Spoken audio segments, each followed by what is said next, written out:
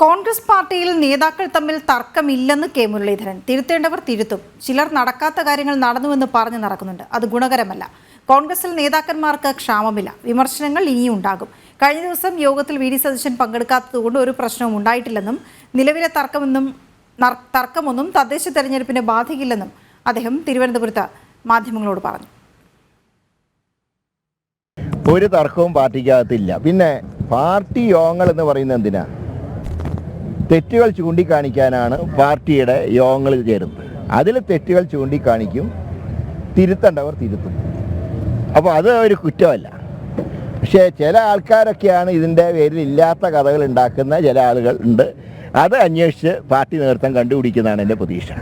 Party യോഗങ്ങളിൽ വിമർശനങ്ങൾ സ്വാഗതാർഹമാണ്. ഞങ്ങളും വിമർശിക്കപ്പെടാറുണ്ട്. അങ്ങനെ വിമർശിക്കുമ്പോൾ ഞങ്ങൾ തെറ്റ് തിരുത്തണവർ ഞങ്ങൾ തെറ്റ് തിരുത്തും. നേതാക്കന്മാർക്ക് ഒരു ക്ഷാമവും ഇല്ലല്ലോ. അപ്പോൾ ഇന്നലെ തിരുവനന്തപുരത്ത് എന്താ ആരെങ്കിലും കുറവുണ്ടായിരുന്നോ? ഇന്നലെ തിരുവനന്തപുരത്ത് കോൺഗ്രസിൻ്റെ വർക്കിംഗ് പ്രസിഡൻ്റ് ഉണ്ട്, മുൻ KPC പ്രസിഡൻ്റായിട്ടുള്ള UDF കൺവീനർ ഉണ്ടായിരുന്നു.